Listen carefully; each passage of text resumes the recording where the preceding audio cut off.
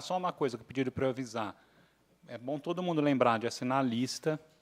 A gente vai encaminhar todos os certificados por e-mail.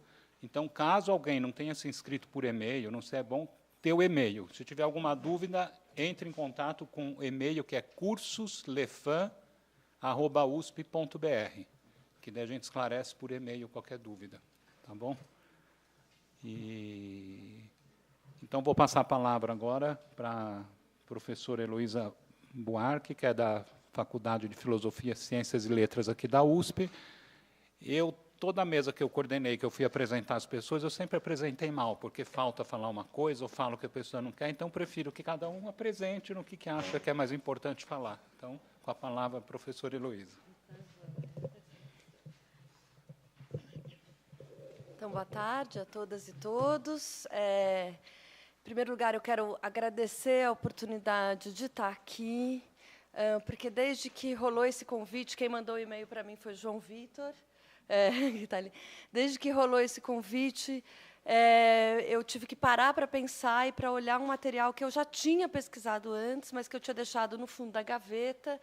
Isso me estimulou a retomar uma série de questões que eu tinha deixado um pouco de lado e já está virando um novo projeto de pesquisa. Então, foi bem interessante, porque me fez me despertar, retomar algumas questões que eu já tinha trabalhado. Deixa eu me apresentar, então. Eu sou Heloísa Buarque de Almeida, sou professora aqui do Departamento de Antropologia, né, da Faculdade de Filosofia, Letras e Ciências Humanas, como ele já falou. E eu trabalho há algum tempo, há muito tempo, eu pesquiso desde do meados da década de 90, eu pesquiso televisão no Brasil, especificamente, pesquiso mídia, né, e tenho pensado muito as relações entre televisão e gênero, principalmente. Eu entro na seara pelas questões de gênero, mas tenho pensado hoje também o que a gente tem chamado lá na antropologia de marcadores sociais da diferença. Né? Então, lá na antropologia, eu faço parte de um núcleo que se chama NUMAS, que é o Núcleo de Estudos dos Marcadores Sociais da Diferença. Então, a gente está pensando gênero, raça, classe, sexualidade, geração, vários desses marcadores em interação. Então, eu vou falar um pouquinho disso para vocês também. Mas o que eu vou trazer aqui hoje é uma reflexão datada, não atualizada, como eu estava falando para vocês. Me fez pensar, me fez retomar um campo de pesquisa, mas eu não tive tempo de fazer pesquisa de campo novamente ainda, né, mas estou retomando um material, que é um material que vem dos meus estudos sobre televisão. Então, eu só vou contar um pouquinho como é que eu chego na temática, para vocês entenderem o que eu estou trazendo aqui, né, que tipo de material eu queria discutir com vocês. Eu fiz um estudo sobre recepção de telenovela. Eu assisti a novela com famílias que a gente poderia chamar, não vou usar a palavra classe, camadas médias e populares, vou chamar assim, tá bom? Depois a gente pode pensar por quê.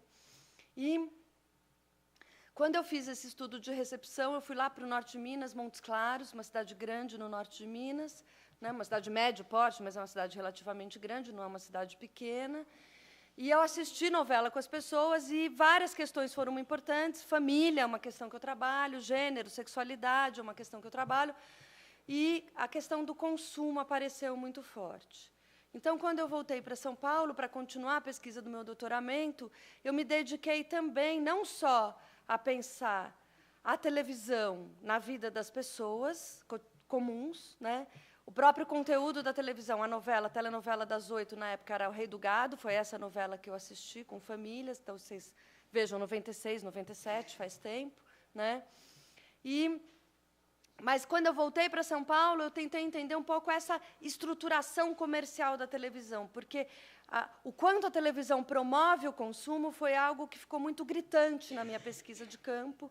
Então, eu tentei pensar não só a televisão do ponto de vista da recepção, mas do ponto de vista da sua própria estruturação comercial, como empresa, como indústria cultural propriamente. E eu tenho me perguntado muito várias questões sobre a indústria cultural no Brasil, não só a televisão, mas especificamente mais a televisão. E aí, nesse momento, quando eu voltei, eu já tinha feito a pesquisa de recepção, não vai dar tempo de eu falar da pesquisa de recepção, seria outro tempo, né, outra questão. Eu comecei a pesquisar como se dava essa interface entre a televisão e os anunciantes e as pessoas. O André, que falava na mesa da manhã aqui, André Torreta? Torreta, desculpe, é uma espécie de objeto de estudo meu, né? Não ele pessoalmente, mas o campo que ele trabalha, né? É um campo que eu tenho estudado para entender a lógica desse campo de marketing. Então, eu não sou uma pessoa do marketing, eu não sou uma pessoa da publicidade, mas eu tento entender qual é o saber deles e como esse saber estrutura tanto a televisão comercial quanto essa coisa que vaga e difícil de definir, que é o tal do mercado consumidor no Brasil, né? Então, vou falar um pouquinho disso para vocês, né? Então, eu não vou falar especificamente de famílias, quase que eu fico tentada a falar bastante coisa, tem milhões de coisas para falar sobre família, mas como eu não estou, neste momento, fazendo pesquisa com essas famílias de classe média, com essa chamada família... Neste particular momento, eu não estou fazendo pesquisa empírica com isso, eu tento não falar, porque eu só vou falar daquilo que eu pesquisei mesmo, para não dar nenhum fora, não falar bobagem, né? Então, deixa eu entrar rapidamente, que eu acho que eu já falei muito só me apresentando aqui. O que eu queria pensar, então, com vocês é um pouco isso, né? O que faz a televisão? Como é que funciona a televisão? Eu pesquisei especificamente a televisão aberta, a TV Globo, né? Quem é o cliente da Globo? Quem que a televisão... O que ou quem, né, a televisão vende? Né? Essa televisão aberta, que não é televisão paga, que a gente não paga para assistir, né? Então, a primeira coisa é que a televisão vem de nós. Nós, eu digo, nós espectadores, não é? Sob os números do Ibope. Quanto maior a audiência, mais caro esse horário. Vocês já viram isso, né? Anunciar no Jornal Nacional ou na novela das 8 são os anúncios mais claros, porque é a hora que tem mais audiência, né? Então, na verdade, os clientes da televisão são os anunciantes. São as grandes empresas anunciantes, é o meio publicitário, é o meio de marketing. Esses são os clientes da Globo, né? Vou falar da Globo, porque eu pesquisei mais a Globo, mas algumas coisas a gente pode pensar nas outras emissoras também, tá? E, portanto, se o que ela vende é a audiência, o que ela vende é através dos números do Ibope, tá certo? Dos números das medições de audiência. Então, a medição de audiência e esse Instituto Brasileiro de Opinião Pública, que é o Ibope, são fundamentais nessa estruturação comercial da televisão. E as formas de medir é uma coisa que eu pesquisei, não vou falar disso agora, como se mede, as metodologias e tal, mas as formas de imaginar a audiência vêm daí, porque a audiência... Primeiro, é difícil falar no singular, a audiência. São as audiências, são vários grupos sociais, são pessoas de diferentes classes sociais, de diferentes faixas etárias, diferentes lugares do Brasil, elas não pensam todo igual, tá certo? Mesmo que a novela das 8 tenha lá 50%, 48% de audiência, qualquer coisa assim, esse 48% é muita gente, mas é gente muito diferente entre si também, não é? Então, a indústria tem que fazer um jeito de imaginar, porque não dá para entrar na casa de todo mundo e ver todo mundo assistindo televisão, tá certo? O espaço doméstico é um espaço relativamente privado que os produtores de televisão não têm acesso. Então, um jeito de medir isso é através das medidas de audiência, e as medidas de audiência têm uma série de categorias. Uma das categorias muito forte, né, com as quais eles trabalham o tempo inteiro, já apareceram na mesa da manhã, é a ideia de classes socioeconômicas, estou usando o termo deles, classes socioeconômicas. Ou seja, não é exatamente classe social, no sentido sociológico, como falou o André Singer na mesa da manhã, né? Não se trata de uma discussão propriamente teórica sobre classes, mas se trata de uma forma de dividir as pessoas. Na verdade, não são as pessoas, mas são os domicílios, né? E aí entra uma imagem de família que é interessante para a gente pensar, porque a unidade de consumo é família, é domicílio, não é necessariamente indivíduo, tá? E a ideia de que essas famílias estão divididas em 5 grupos, classes A, B, C, D e E. Então, mais ou menos, desde meados da década de 70, você tem um critério de definição. A década de 70 é muito importante na formatação dessa indústria e na formação de um mercado consumidor no Brasil, né? Então, mais ou menos, desde a década de 70, a gente tem essa divisão em 5 critérios, classes A, B, C, D, E, e essas classes são um jeito de tentar bolar uma forma de divisão dos grupos sociais por aquilo que eles chamam potencial de consumo. Ou seja, não é uma classe social pensada nem na estrutura de produção, nem no nível educacional, não se trata disso, mas se trata de dividir em 5 grupos, a capacidade de consumir dos domicílios. É disso que se trata. Então, quando se fala classe socioeconômica na indústria, no meio de marketing, quando na mesa da manhã se falava classe AB, classe C, classe D, esses 3... E eles agrupam assim, AB, C, D, ou seja, rico, médio, pobre, mais ou menos, né? Eles agrupam assim, porque é um jeito de tentar calcular o quanto cada família consome. E essa medida de classes é uma medida que vem a partir de um critério que nos anos 70 chamava critério ABA, nos anos 80 critério ABA, ABPM, barará, a partir dos anos 90 tem um tal do critério Brasil, que é um acordo entre a indústria de uma forma de medir esse potencial de consumo. Diferentemente de outros países, no Brasil não funciona chegar e perguntar para o sujeito qual a renda familiar. Não funciona por vários motivos. Um, porque a gente acha que salário é segredo. Não se fala, tá certo? Você não precisa contar para todo mundo seu salário. 2, porque muitas vezes você entrevista as pessoas cuja renda familiar, veja bem, não individual, cuja renda familiar varia muito, é muito instável, porque grande parte do brasileiro vive no mercado informal, como falávamos, não é? Então, tem bicos, tem ganhos que são irregulares, não é? Então, é difícil você achar. E outro critério que se usa muito nos Estados Unidos e na Europa é perguntar a ocupação do sujeito, o trabalho, ele trabalha em quê? Se ele trabalha num nível de gerente, ele é meio classe média. Se ele está numa diretoria, ele é considerado classe alta. Se ele é operário, ele é considerado classe popular. No Brasil, essa ocupação mede muito pouco. É muito difícil sacar que lugar da estrutura social a pessoa está se você perguntar ocupação para ela. Professor existem. Professor da rede pública, professor da rede privada, professor da universidade, são muito variadas as condições dessas pessoas. Então, eles inventaram um jeito que é por potencial de consumo. E esse jeito é o seguinte, eles precisavam, eu estou dizendo eles, os homens de marketing, de publicidade, contando para mim em entrevistas que eu fiz durante a década de 90 e a primeira metade da primeira década do ano 2000, até mais ou menos 2004, eu fiz campo com esse povo, depois eu parei, e agora eu preciso retomar. Eles têm que criar grupos numa distribuição de renda que é contínua. Diferentemente do que acontecia na Europa ou nos Estados Unidos, você não tem um grupo claro de classe alta, um grupo claro, e aí diminui um pouquinho, aí você não tem grupos muito separados. Então, eles têm que inventar uma divisão que seja coerente ao longo dos anos, para poder fazer pesquisa longitudinal, e que seja comparável em qualquer lugar do Brasil. Então, não dava para ser renda, não dava para ser ocupação, eles inventaram isso. E como é que eles fazem isso? Eles fazem com uma tabelinha, não sei se algum de vocês já respondeu, uma tabelinha desse tipo que pergunta quantos banheiros tem na sua casa, quantos aparelhos televisores, quantos rádios, se tem automóvel, se tem empregada mensalista e se tem o nível de renda, o nível de escolaridade do chefe do domicílio. Eu já vou falar, eu vou só deixar aqui, ainda já eu falo disso aqui.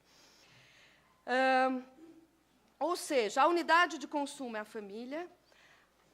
Durante os anos 70 e 80 e 90 e começo dos anos 2000 ainda, uma forte ênfase no que eles chamam dona de casa.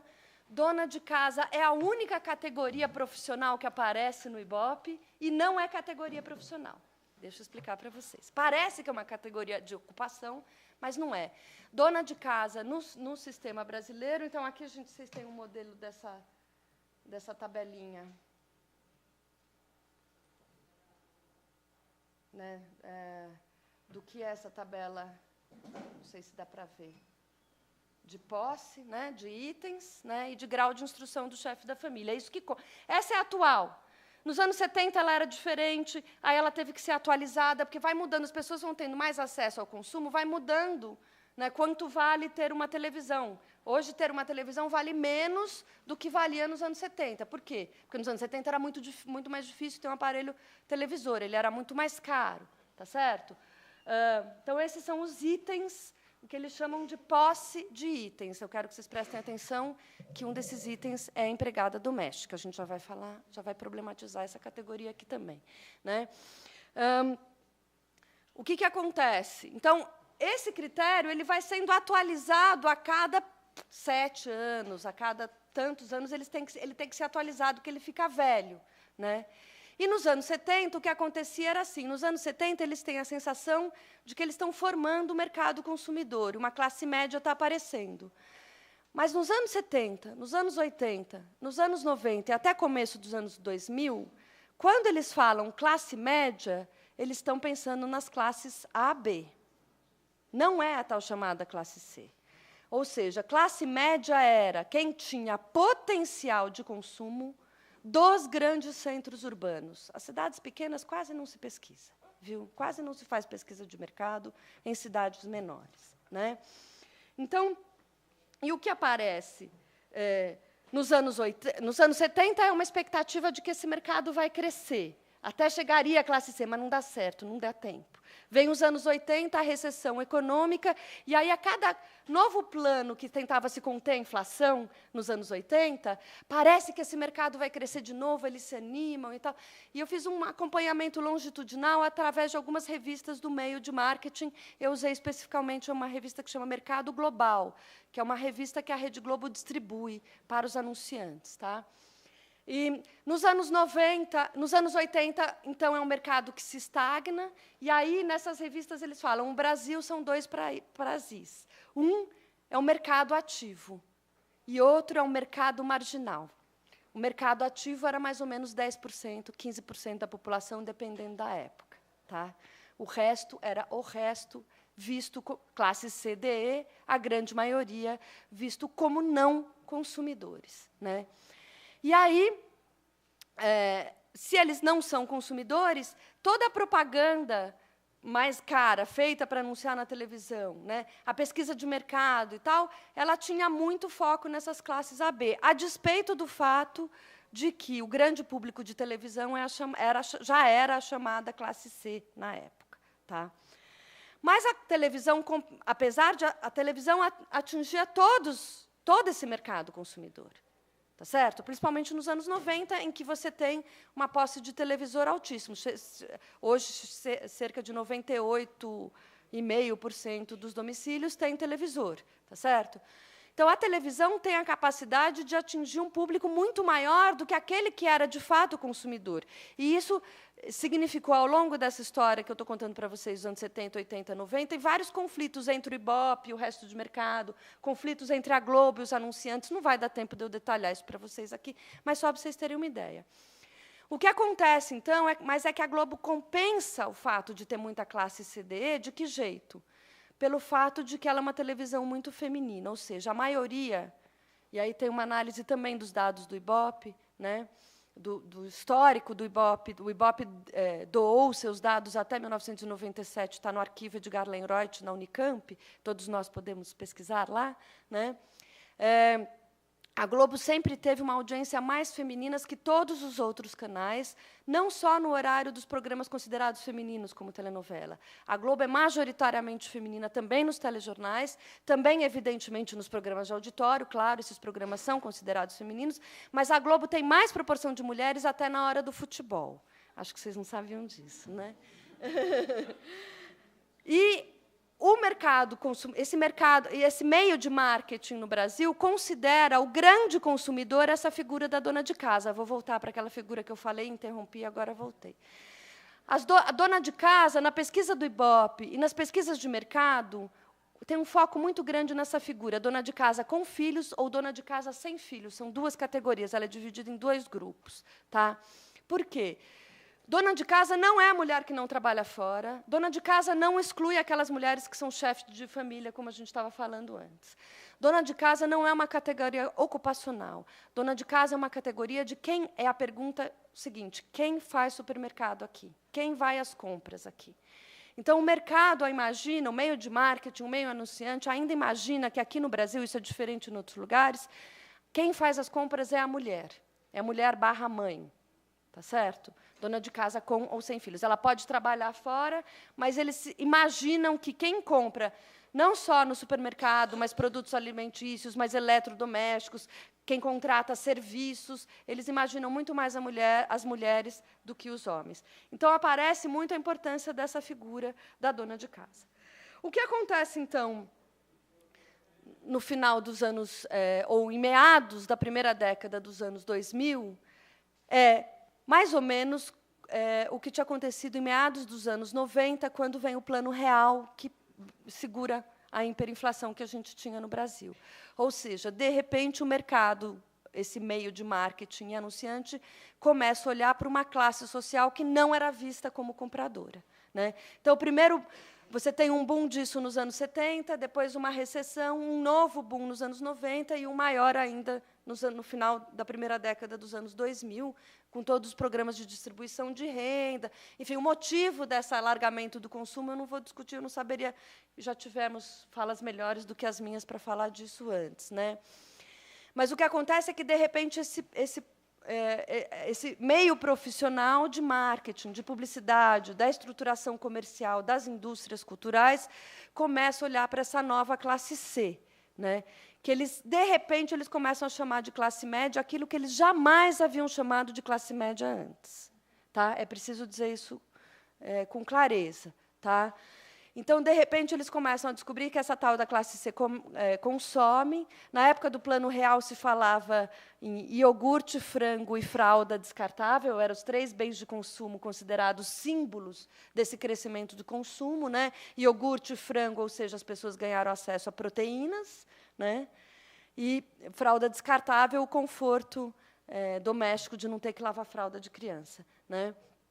É preciso dizer que tanquinho e máquina de lavar são muito importantes no desejo de consumo das mulheres também. Tá? E isso não é brincadeira, isso é muito sério. Pensem aquela doméstica que trabalha a semana inteira, de segunda a sábado, e no domingo tem que lavar na mão a roupa da família inteira. Quer dizer, ter máquina de lavar é um conforto incrível para essa mulher, e eu acho que é uma coisa que a gente tem que pensar também, né? Então, a gente tem tanto a feminilização do consumo, por um lado, quanto, por outro lado, essa construção de classe social que é baseada na capacidade... É uma construção pensada no potencial do consumo, mas ela é baseada o quê? Ela é baseada no próprio potencial de consumo, se vocês olharem esses critérios aqui. Quer dizer, a gente tem um nível, que é o banheiro. Quantos banheiros na casa? Para que serve ter banheiro aqui? É para calcular a condição do domicílio, tá certo? Se a pessoa morar num barraco sem banheiro, tem 0, né? Se a pessoa morar num cortiço, ela não tem banheiro em casa, tá? E você consegue calcular, né, bastante dessa estratificação social através do número de banheiros, né? Uma família de classe alta tem, e conta nessa conta aqui, conta inclusive o banheiro da empregada doméstica também, tá certo? O resto são itens de consumo, não é? Televisão, rádio, automóvel, máquina de lavar, videocassete, geladeira e freezer, né? Um item cultural, que é grau de instrução do chefe da família apenas, né? Um item só de ordem cultural, e um item que conta muito sobre as desigualdades sociais brasileiras, que é a figura da empregada doméstica. Então, até o começo dos anos 2000, empregada doméstica aparece aqui como item de posse, né? Posse, né? Um item que se tem a posse, né? Para calcular a renda da família. E agora, quando aparece a classe C, o que aparece? Finalmente, a empregada doméstica aparece como consumidora, né? A primeira, uma virada importante para a gente pensar, e que eu acho que tem a ver muito com família, porque eu acho uma hipocrisia a gente falar de família no Brasil sem pensar essa relação entre as famílias de classe média e de classe alta com a empregada doméstica, que muitas vezes a empregada doméstica é quem cria as crianças, não é? Então, eu acho que tem que... a gente tem que levar a sério um pouco o que é isso, né? Ou seja, o que está aparecendo agora nos anos 90... aparece um pouquinho nos anos 90 e vai aparecer de novo com essa... Primeiro, eu achei muito interessante perceber o quanto esse termo nova classe média é um termo que vem do Banco Mundial, né? Segundo nos contaram na mesa da manhã, eu já tinha visto em algumas matérias da The Economist, falando que há uma grande nova classe média no Brasil, Índia e China, né? Mas o que eles estão imaginando como classe média é muito diferente do que eles imaginavam como classe média para os países, digamos assim, do norte, não é?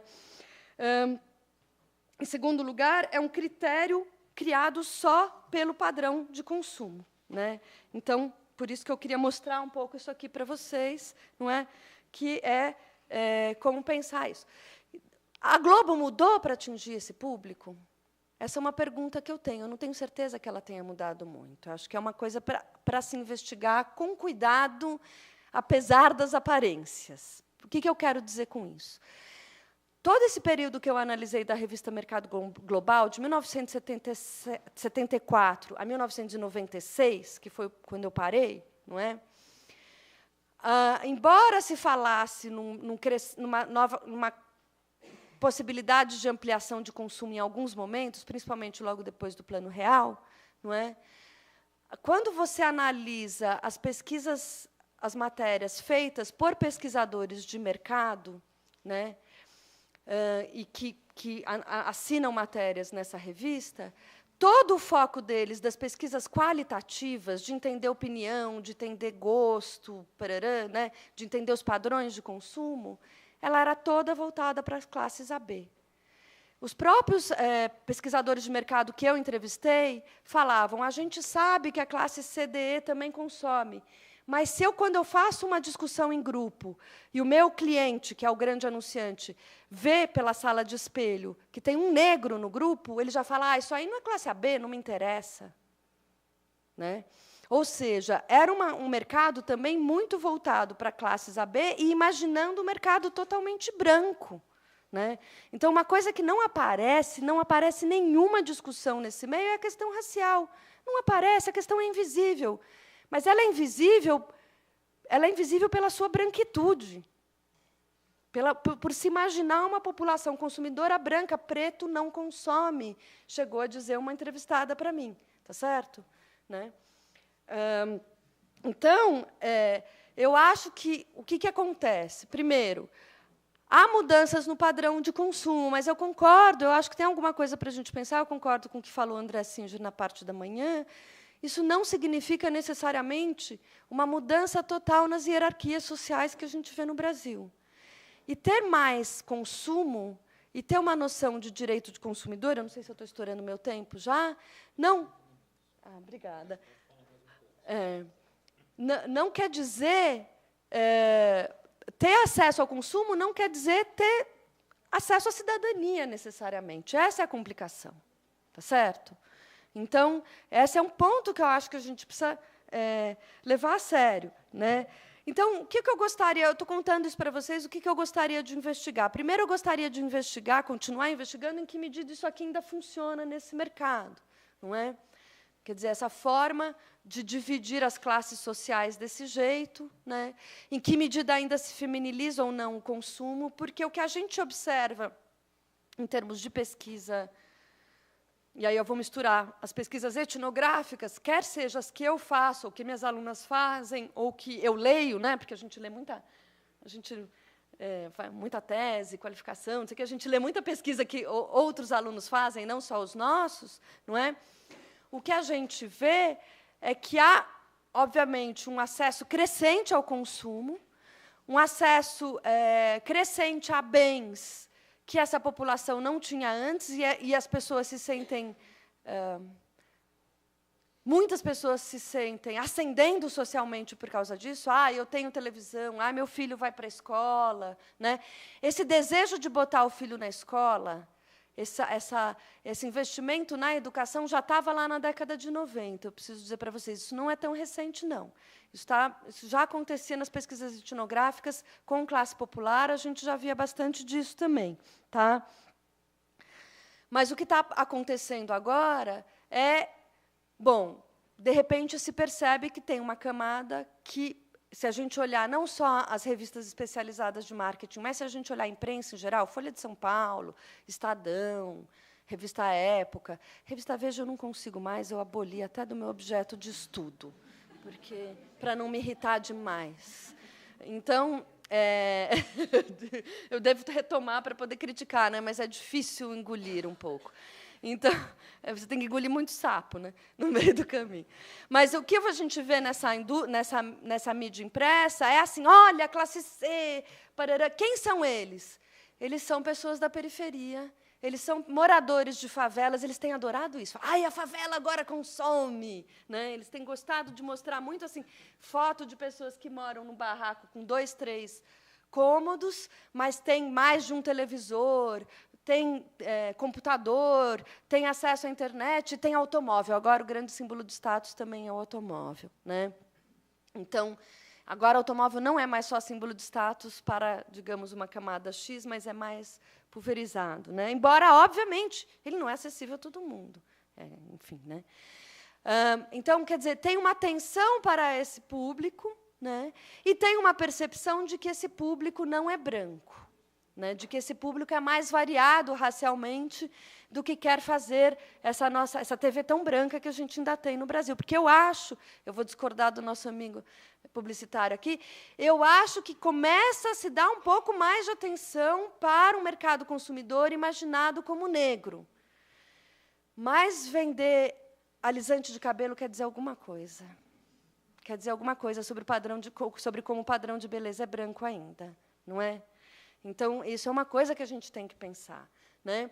Outra coisa, eu acho que a novela da Globo, ela sempre teve um público majoritário de classe C, D, E, que é fiel à novela. Tá certo? Eles continuam assistindo.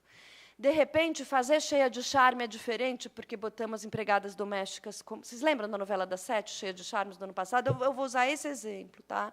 Que eu tenho uma aluna que pesquisou essa novela e assistiu essa novela com as empregadas domésticas, que eu acho que é uma coisa muito interessante para a gente pensar também. Obviamente, ter Cheias de Charme é inovador, mas a gente teve lá nos anos 70 uma que chamava Sem Lenço, Sem Documento, e eram 4 domésticas. E elas não ascendiam tão rapidamente socialmente quanto em Cheias de Charme, né? Então, quer dizer, a Globo sempre soube que tem um público de classe média, algo que a gente poderia chamar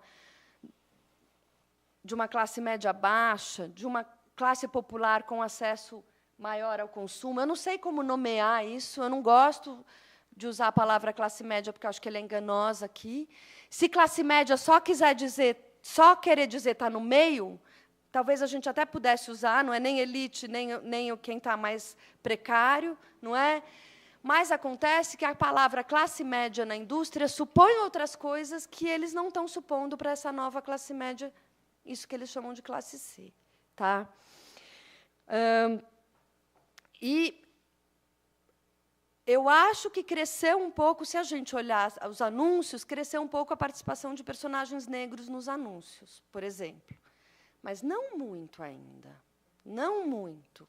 Então, como eu não fiz uma pesquisa assim cuidadosa, nos anos 90 eu fiz uma coisa assim, que eu gravava o horário nobre e media quanto tinha disso, quanto tinha. Eu não fiz isso sistematicamente agora, então eu tenho medo de falar bobagem. Vou fazer uma hora, depois eu conto para vocês o que aconteceu, né? Mas eu acho que assim, tem um certo olhar para uma camada que consegue consumir, tá certo? Mas isso ainda não quer dizer que a gente mudou totalmente essa hierarquia social brasileira. Acho que a gente tem muito para pensar ainda, né?